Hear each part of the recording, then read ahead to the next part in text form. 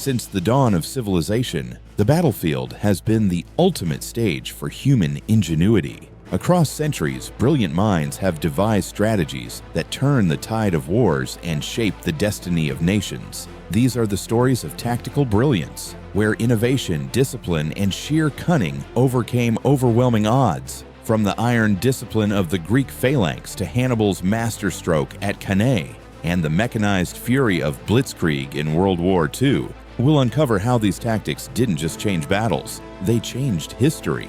Prepare for a journey into the minds of the greatest military strategists. This isn't just about war, it's about the art of winning. Segment 1. The Greek Phalanx. Unity is strength. Our journey begins in ancient Greece, where the phalanx became a symbol of discipline and unity. Imagine hundreds of heavily armed soldiers standing shoulder to shoulder, shields interlocked, spears bristling outward. This wasn't just a fighting formation, it was a human wall, an unbreakable force. The phalanx was perfected by the city-states of Greece, such as Sparta and Athens, and it dominated the battlefields for centuries. Its strength came from teamwork. Every soldier relied on the man next to him to maintain the shield wall. At battles like Marathon, the Greek Phalanx held firm against the much larger Persian forces, proving the power of strategy and discipline over sheer numbers. But the Phalanx wasn't invincible. Its rigid structure made it vulnerable to flanking and uneven terrain. At the Battle of Leuctra in 371 BCE, the Thebans under Epaminondas exploited these weaknesses, introducing new formations that marked the Phalanx's decline. Yet, its legacy endured. The principles of discipline, unity, and collective strength inspired military formations for centuries, influencing everything from Roman legions to modern infantry tactics. Segment 2. Hannibal's double envelopment at Cannae, the perfect trap. Now let's move to the fields of Cannae in 216 BCE, where Hannibal Barca orchestrated one of history's most devastating tactical victories. Facing a Roman army nearly twice the size of his own, Hannibal knew he couldn't win with brute force. Instead, he relied on strategy, a cunning plan that would go down in history as the double envelopment. Hannibal deployed his army in a crescent shape, placing his weakest troops in the center and his strongest forces on the flanks. As the Romans charged forward, confident they were breaking through, Hannibal's center gradually gave way, drawing the Romans deeper into the trap. Then came the masterstroke. His cavalry swept around to attack the Roman rear, while his flanks closed in from both sides, encircling the Roman army completely. By the end of the day, over 50,000 Roman soldiers lay dead, a staggering loss that remains one of the bloodiest defeats in military history. Hannibal's triumph at Cannae wasn't just a tactical victory, it was a psychological one. It sent shockwaves through Rome, proving that even the most powerful armies could be outwitted. But despite his brilliance, Hannibal couldn't capitalize on his victory. Without reinforcements, he was unable to march on Rome itself, and over time the Romans adapted, ultimately defeating him.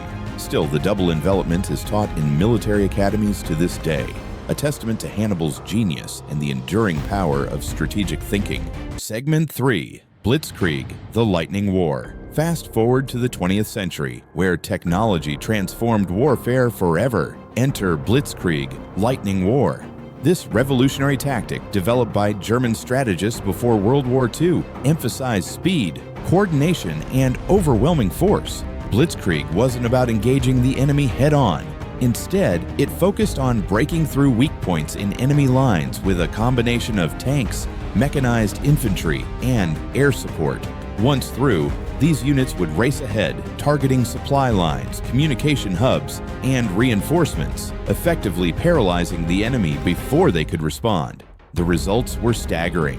In 1939, Germany used Blitzkrieg to conquer Poland in just weeks. In 1940, it overran France, a country that had spent years preparing for war, in just 6 weeks. The sheer speed and effectiveness of Blitzkrieg left the world stunned. But this tactic wasn't without its flaws. Blitzkrieg depended heavily on logistics, fuel, supplies, and coordination. When stretched too thin, as in the Soviet Union during Operation Barbarossa, it began to falter. The vast distances and harsh conditions of the Eastern Front exposed its vulnerabilities, showing that even the most innovative strategies have limits. Despite this, Blitzkrieg forever changed the way wars were fought, laying the groundwork for modern combined arms operations and mechanized warfare. Segment 4. The Lessons of History. What do these legendary tactics teach us about the art of war? They reveal a timeless truth. Success on the battlefield isn't about sheer strength. It's about strategy, adaptability,